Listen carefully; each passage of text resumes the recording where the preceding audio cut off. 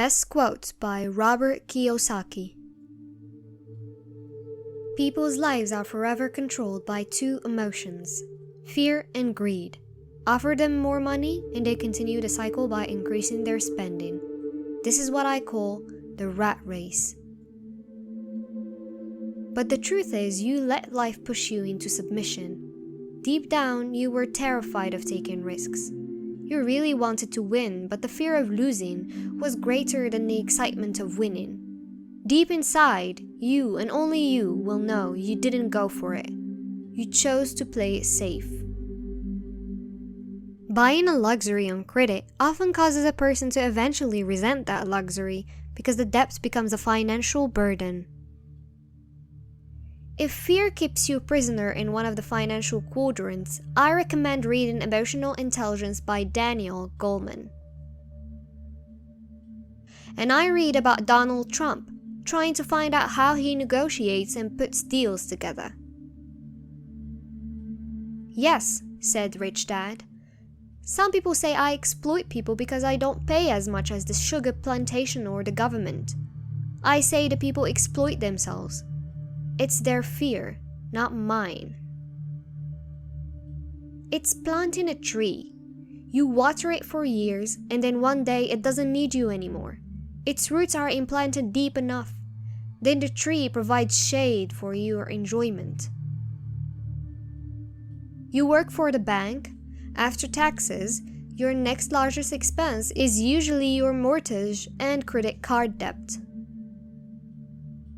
In an educated society with a well-run government, prices should actually come down. Of course, that is often only true in theory. Prices go up because of greed and fear caused by ignorance. If schools taught people about money, there would be more money and lower prices. But schools only focus on teaching people how to work for money, not how to harness money's power. The pain of losing money is far greater than the joy of being rich. Intelligence is the ability to take information and make it meaningful. The cone of learning. Edgar Dale gets credit for helping us to understand that we learn best through action. Doing the real thing or a simulation, sometimes it's called experiential learning.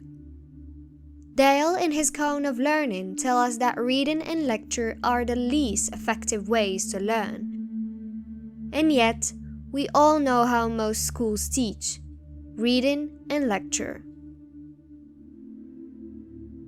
It was the best of times, it was the worst of times. There's a saying that goes, it's not what happens in one's life that matters, but it's the meaning one puts on what happens that matters. True learning takes energy, passion, a burning desire. Anger is a big part of that formula, for passion is anger and love combined.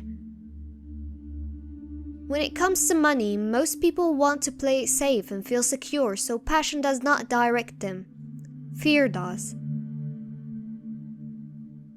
It's easier to learn to work for money, especially if fear is your primary emotion when the subject of money is discussed.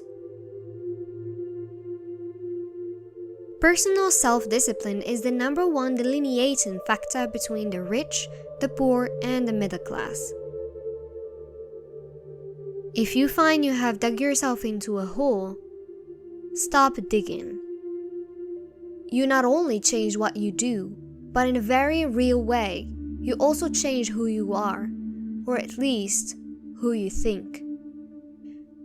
The reason the middle class is so heavily taxed is because of the Robin Hood ideal.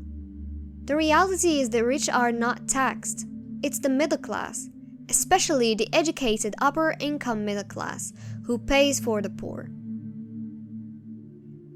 The biggest losers are the poor and middle class, the people who work for money and save money.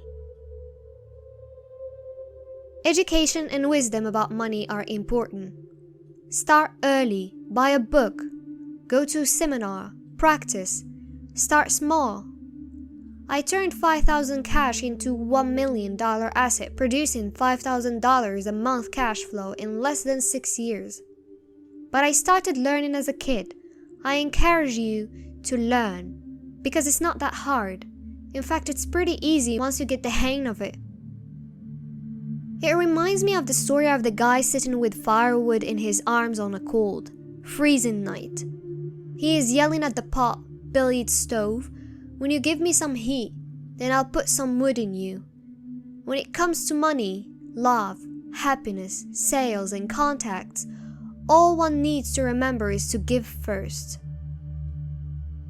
They treat their home as their primary asset instead of investing in income-producing assets.